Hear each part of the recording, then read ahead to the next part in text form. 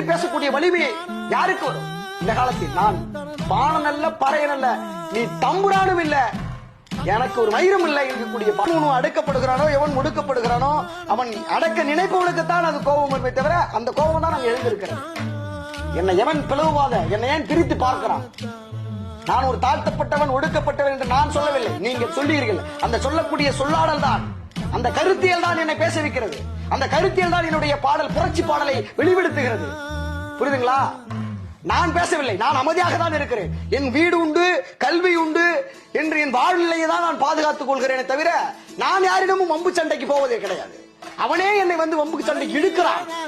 அப்ப இழுக்கும் போது நான் அமைதியாக இருந்தால் நான் மனிதன் தானே, அவரும் மனிதர் தானே.